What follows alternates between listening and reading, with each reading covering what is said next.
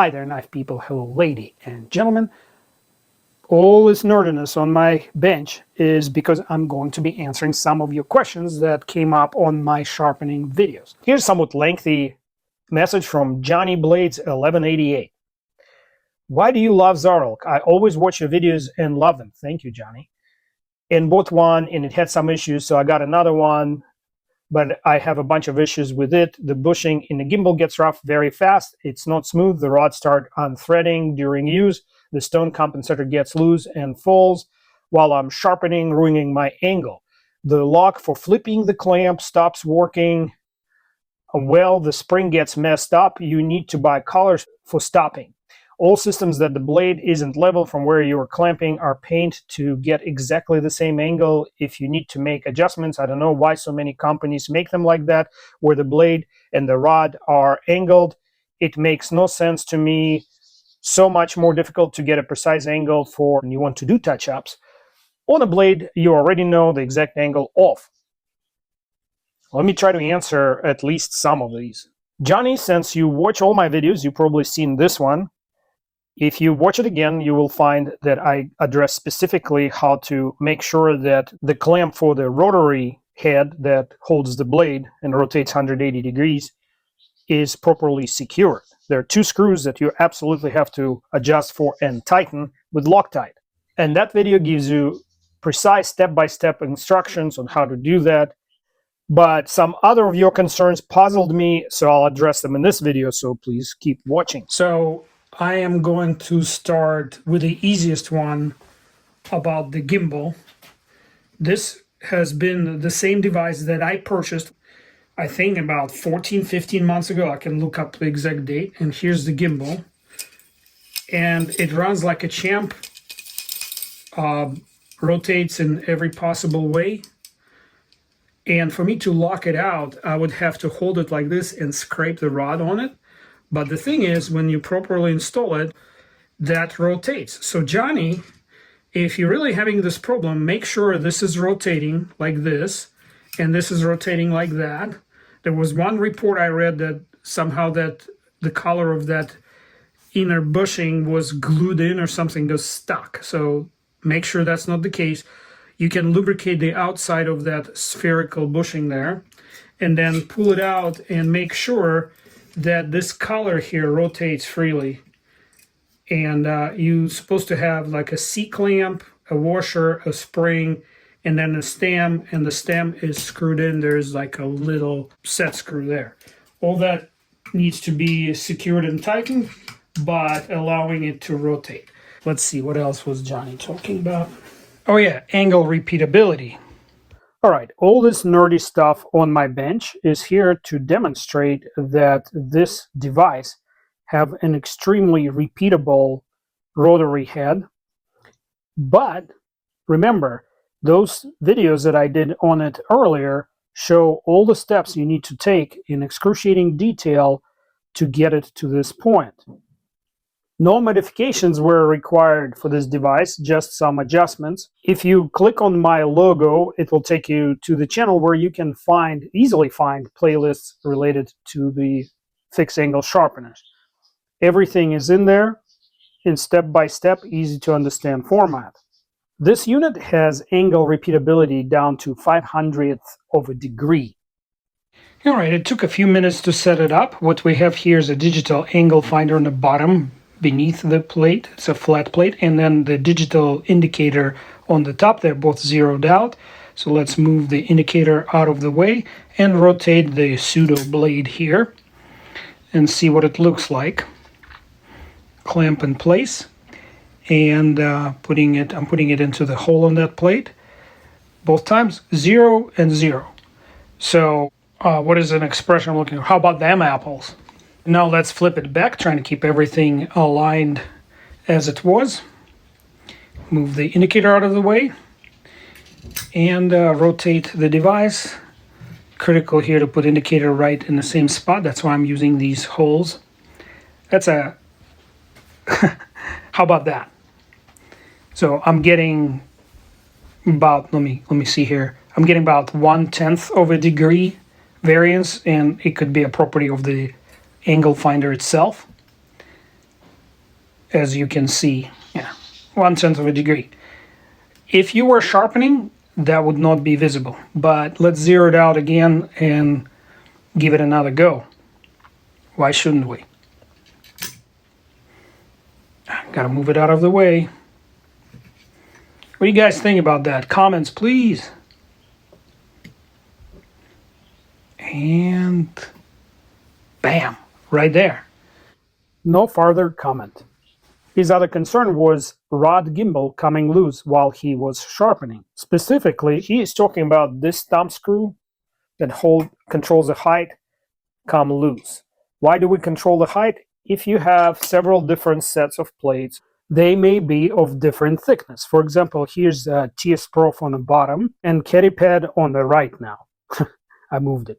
Anyway, the difference is about 1/8 of an inch or 3 millimeters in thickness. So obviously, it would change the angle if you just simply swapped out the plates while you're sharpening. SY Tools plates are somewhere in the middle. It doesn't matter if you do the initial adjustment with the thickest or the thinnest plate. Just remember to change the adjustment when you're switching the plates. So this feature here, you put your plate in, you loosen that up, put your plate in, you let this washer sit on top of the plate, then you tighten, and you start sharpening. Of course, if this thumb screw comes loose during the sharpening, you are screwed. That's why we have pliers. You go in and you give it 1/8 of a turn to the point where you can't easily undo it by hand, and that will hold through the entire sharpening. And if you need to swap plates, just use the same pliers to undo it. Or do what I did and get a set of 10 plates. This SY tool set actually covers everything from 80, let me read them, 80, 200, 400, 500, 600. I love this. I'll explain in a second why. And then 800, 1000, 1500, 200, 2000, and 3000. You can get really nice finish with these last 4 plates. The reason I love that it's 400, 500, and 600 is simple. 500 and 600, there's almost no difference in the grit. So because I use 600 a lot, 500 serves as a reserve. When the 600 starts giving up, I will just swap it for 500. This is the most complete tool set on the market, and if you are concerned about longevity, I haven't had to replace a single plate in that. On the slowest month when I'm on business trip and or vacation, I'll still sharpen 6 to 10 knives. And therefore, if you don't own a XARILK Gen 3 and considering buying it, when you go on Amazon, I hope you follow my link, but you don't have to. When you go on Amazon, it'll offer you a bundle with 5 or 6 XARILK plates. Those are inferior to SY tools, in my humble opinion. So I highly recommend skip the bundle, just buy the device and buy those plates. And they will work with any future device. There are even adapters for other different style devices that are out on the market that can accommodate these plates. Another thing the commenter was upset is buying these single screw shaft collars that I use as stopping devices for my rod. You see the device comes with a single thumb screw again, collar which gets loose. That one gets loose, and even if you tighten it with the pliers, it's still going to get loose because there's not enough compression on the threads. I wish they came in a packs of 2 for less, but for $8 I think you get 6. Why do you need them? The critical thing is if you go too far back or too far forward and the edge of the sharpening plate skips down onto your blade, you will end up with tiny but visible scratches on the blade. And if you are as obsessive about your blades as I am, it would bother you immensely. What sucks, if your thumb screwed collar comes loose, you won't even notice it until it's too late. What else was he talking about? He was talking about the rods. This rod is screwed into the media holder here, and he was concerned that his keeps unscrewing. So this is a thumb screw again, same situation. So you can screw it in. It doesn't even have to be that tight, but if you already have these collars set, they give you a little more grip here to tighten it nicely. And then this, if you're concerned about it getting loose, here's the same solution, same problem, same solution. tightened, so you can't do it by hand, and I guarantee it's not going to come loose. What else was he saying? Oh, he was concerned that the plates are falling out.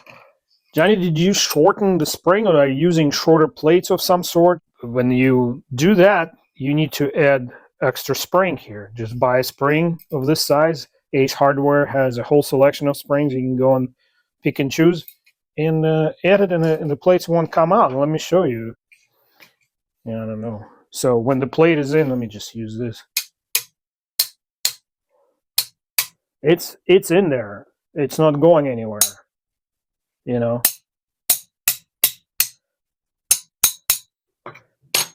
This Spyderco will be the knife that I'm using to illustrate answers to a couple more of Johnny's concerns. They're important enough, and I will address them all in one segment. But before we go there, I am going to use my USB-C microscope that I just plugged into the iPad. You can plug it into any handheld device, even the older Apple devices, because it comes with different types of connectors. And that enables me to take a closer look at the edge, the apex, and the tip. This kind of microscope gives you superpowers when you're sharpening. I sharpened this knife a little while ago, carried it a few times, hence some scratches right there. And now I'm just checking on the condition, which would constitute a touch-up or pre-touch-up checkout. And I feel like I did a good job on this edge whenever I sharpened it. Apex is still nice and clean. That means I kept a good angle. Let's look at the tip. Ooh, I hosed up that tip somehow. Didn't even notice. This side looks perfect. That's how a perfect tip should look like. But on the other side, that little dip at the very tip wasn't that great. Well, that will give me a chance to give some tip correction wisdom. The question was about being unable to set the knife up with precise angle in this direction. So I'm going to show you, and there are other things that I'd like to share with you here in this segment. I do some unorthodox things. So I'm lining the tip of the blade as far to the right as I can go. As you can see, the clamp is hitting the handle here. And I'm turning the knife away, the tip is away from the bracket. I also use a torque screwdriver where I can set the torque right here. And for this size screws, it's 25 to 27 and a half, under 30 inch-pounds. When you do that, because the clamps are pretty well made and they're symmetrical and they clamp symmetrically, when you torque it all the way, it will center the blade. The reason the tip is out here is because of this curvature. You see, if I put it parallel to this bracket here, I would either end up with a very wide bevel at the tip and narrower bevel here. So what I'm going to do is split the difference. I'm going to set the angle, as I did before in this knife, to the angle, to the bevel angle at the tip, and then I will let the rest of the blade absorb the difference. Even if it's a touch-up, you have to mark your edge, because even if you know that you set it up a certain way last time, you have no way of remembering where that apex ended up, how far away from the clamp.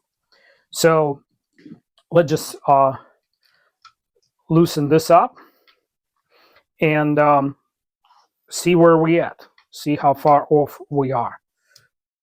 So right now I'm scraping near the apex. That means I'm 2 obtuse. I'm going to go back here and see how far off I am here. And here I'm clearly too acute. So I am going to set the entire sharpening or touch-up process to this part of the bevel, because it is not my plan to change the angle at the tip. And now let's flip the blade and check the other side. If I did the sharpening right the last time, we should be pretty close.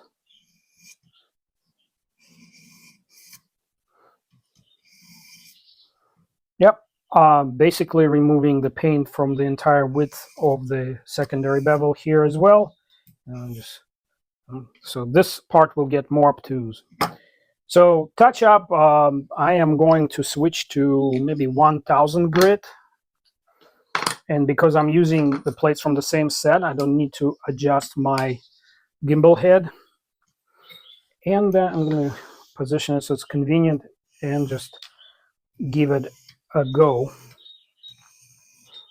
So the reason I lined the tip close to the center line here is because here I can go straight in and my striations will be always pointing in this direction. But when I get on this section of the blade, see how it's turned to the right?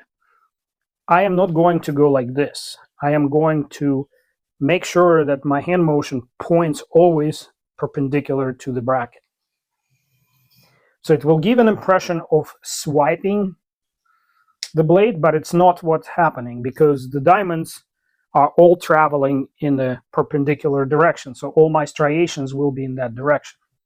So you can see how my sharpening plate is cleaning the entire bevel. I'm maintaining that direction, and the angle where my hand is traveling is always the same. Okay, and when I get to the tip, I am super careful. I slow down and I push it directly forward, directly perpendicular to the bracket. I support not at the very tip, but beneath because there's some flex in the blade, and I'm seeing that that little rollover is forming. So once I am done cleaning up the rest of the blade, I'll come back to that. Okay, apex looks like, let me reduce the brightness, a little too bright here and adjust sharpness. There you go. All right, it's a little dirty right now, obviously. These lines are from maybe some kind of grease. Oh, there we go, they're gone. And you can see this fat burrs hanging down the other side. That bright white line is the burr forming on the opposite side of the blade. Let's speed up the video a little bit. On this side, I'm going from 1000 to 2000 and 3000 grits without flipping the blade. The reason is this is 8 CR27 MOV steel, which is softer than a lot of steels. It's kind of on par with 420 HC or 440. And I am trying to form a nice fat wire-like burr instead of chasing the micro burrs between each plate grit. If you like this approach, hit a like. If you don't think it's the correct way to do it, hit a dislike and write a comment. It's been working out for me. Nothing is more gratifying in the sharpening process than seeing the actual wire burr popping right off and hanging like a piece of hair off the edge. Just don't be tempted to pull it off because you will damage the apex. And speaking of the apex, let's line up that microscope and take another look, see how we're doing. Looks like we are doing quite well. Hang on here. Slow it down. Adjust the brightness. Okay, here we go. You can see some of the burr already popped off and got stuck on the bevel. Another fun fact, once your burr is properly formed, you should be able to see it with the naked eye and should be able to move it with your fingertip by just pulling it off the edge slightly. Flip the knife and we continue the grit progression. Now would be a good time to hit the like button or subscribe if you're not yet a subscriber. And if you hit notification bell, you will not miss my next excellent video about sharpening or a knife review. If you're concerned about damaging the finish of the blade where the clamps are holding it, if you clean the clamps, as I recommend between every sharpening, then this hardened steel should not be damaged by aluminum. I would worry about Cerakote finish. PVD and DLC should be okay as well. So let's pick our strop. I'm just going to go, this is 3000 side, and I am not just stropping, I'm trying to feel how the blade is running against the leather. Let's move that a little bit.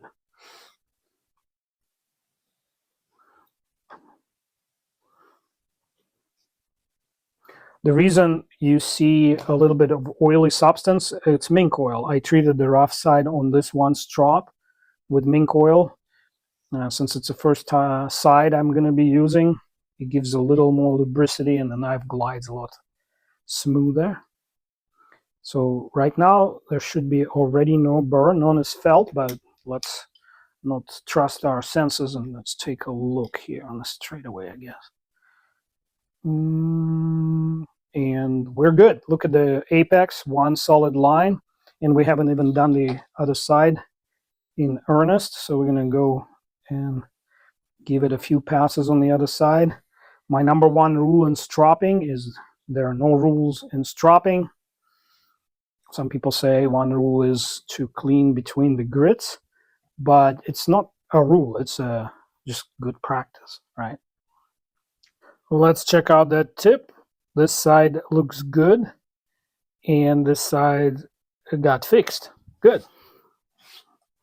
I use my typical paper towel cut test. Like it's not even there. Watch this. Let's get it again. It's so easy going in. I'm having difficulty controlling it. Look, nice crisp edge. That's a sharp blade. Do we have time for a couple more questions? This is from Daniel Vincent, 2129. So how do you fix the variance degrees throughout the blade? Just holding your hand under it? No. The whole reason behind clamping the blade not parallel to the clamp bracket was to spread the difference between the belly and the straightaway angles, which in turn makes the width of the secondary bevel consistent from belly to the straightaway. Here's another XARILK related question from John Fleming, 2275.